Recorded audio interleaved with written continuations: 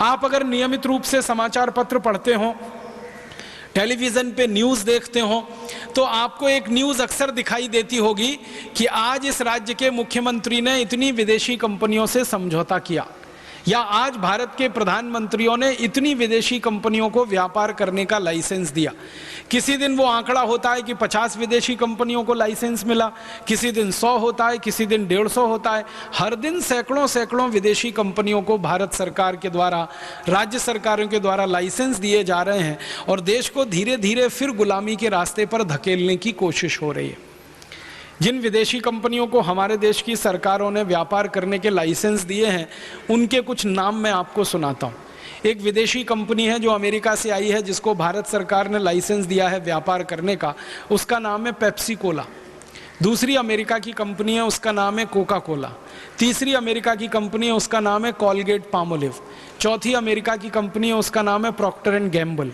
पांचवी अमेरिका की कंपनी, उसका नाम है Johnson and Johnson. Chhathi America की कंपनी, उसका नाम है पार्क डेविस। सातवीं अमेरिका की कंपनी है, उसका नाम है फाइजर।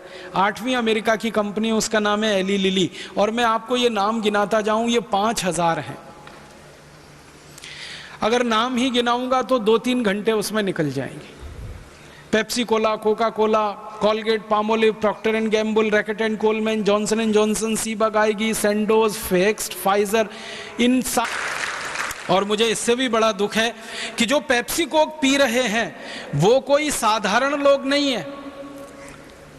वो सब पढ़े लिखे, अच्छे खासे engineer, doctor, chartered accountant, manager, professor, scientist, यही लोग पेप्सी कोक पी रहे हैं। भारत के गांव के किसान को आज तक मैंने पेप्सी पीते नहीं देखा, क्योंकि वो पढ़ा लिखा नहीं है, इसलिए बहुत इंटेलिजेंट है और होशियार है। मुझे कई बार ऐसा लगता है कि जो जितना ज्यादा पढ़ गया, मूर्खता में वो उतना ही ऊंचा चढ़ गया। Engineer, doctor, chartered accountant, manager, professor, scientist जैसे लोगों को मैं बार बार कहता हूं, भाई ये पेप्सी कोला क्यों पीते हो, क्या जरूरत है? तुमसे अच्छा तो गांव का किसान है, मजदूर है, जो गन्ने का रस पीता है, संतरे का रस पीता है, मौसम्मी का रस पीता है, नारियल की पानी पीता है, दही की लस्सी पीता है, गाय का दूध पीता है, कुछ नहीं मिलता तो घड़े का सादा पानी पी के अपने संतोष कर लेता है। बिना पढ़ा लिखा मजदूर और किसान इस देश के साथ इतनी देशभक्ति करता है कि देश का एक पैसा भी विदेशी कंपनी को नहीं देता, और पढ़ा लिखा इडियट क्लास का आदमी इस देश का विदेशी कंपनियों को पैसा देता है और कहता है भारत माता की जय। मैं उनसे पूछता हूं, भाई क्यों पीते हो पेप्सी कोक? कुछ मजा आता है? कहते नहीं नहीं मजा नहीं आता, फिर भी पीते। ज्यादातर पढ़े लिखे लोगों को मैंने पूछा पेप्सी कोक पीने से क्या होता है, कहते नाक में जलन होती है, गले में जलन होती है, खट्टी खट्टी डकारें आती हैं, आंख में से आंसू निकल आते हैं, फिर भी मूर्खों के मूर्ख गटागट पीते ही रहते हैं, पीते ही रहते हैं, पीते ही रहते हैं।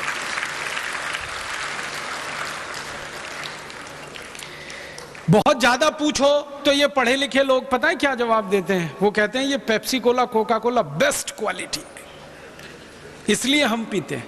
फिर उनको पूछो ये बेस्ट क्वालिटी क्यों है? कहते हैं ये अमेरिका से आया है बन के, इसलिए बेस्ट क्वालिटी। ये पढ़े लिखे लोगों को यही समझ में नहीं आता कि अमेरिका से सब चीजें बेस्ट क्वालिटी यहां नहीं आती। जो चीजें अमेरिका में सबसे रद्दी क्वालिटी की मानी जाती हैं वही यहां आती हैं। कोई भी देश दुनिया में बेस्ट क्वालिटी किसी दूसरे को नहीं देता खाने पीने को। मैं आपसे एक सीधा सा सवाल करता हूं, आप घर में खीर बनाते हैं, पड़ोसी को देके आते हैं? बेस्ट क्वालिटी है इसलिए। आप घर में अच्छी से अच्छी खीर बनाते हैं, खुद खाते हैं, पेट भर के खाते हैं, और कुछ थोड़ी बच गई फेंकने के लिए तो पड़ोसी को देके आते हैं। ऐसे ही अमेरिका करता है। अमेरिका जो चीजें बेस्ट क्वालिटी बनाता है उनको पहले खुद खाता है, खुद पीता है, जब उसमें से रद्दी होके बच जाती है डंप करने के लिए, तब भारत जैसे देशों को दे दिया जाता है। तो बेस्ट क्वालिटी नहीं है, वो सबसे खराब क्वालिटी है। और क्या क्वालिटी है उसमें?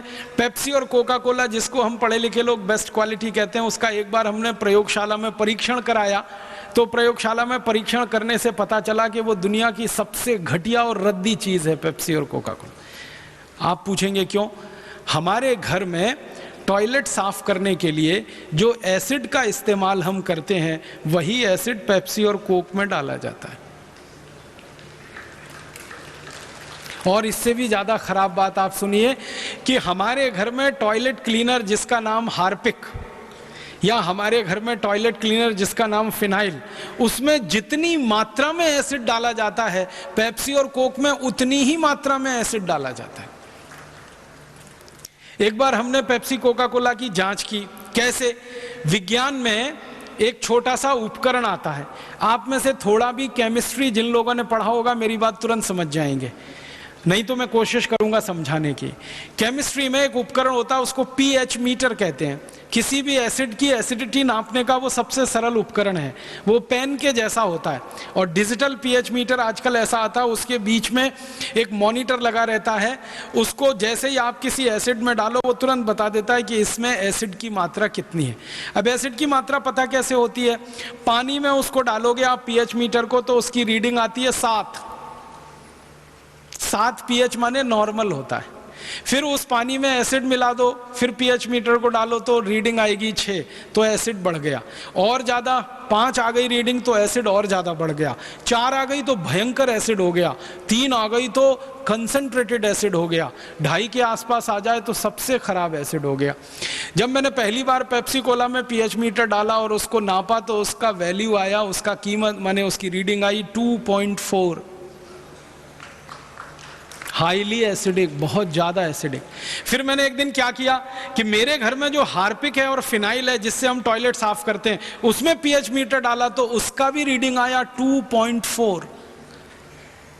मतलब पेप्सी कोक की क्वालिटी हार्पिक की क्वालिटी के बराबर है, माने दोनों एक ही क्वालिटी के प्रोडक्ट हैं। तब मैंने एक दिन सोचा कि हार्पिक से अगर टॉयलेट साफ हो सकता है तो पेप्सी से भी होना चाहिए, क्योंकि दोनों का पीएच वैल्यू एक ही है। तो एक दिन मैंने मेरी माँ को कहा कि हम 1 महीने तक अपना संडा साफ नहीं करेंगे, टॉयलेट साफ नहीं करेंगे, इसको गंदा होने देंगे, फिर इसको पेप्सी से साफ करके देखेंगे।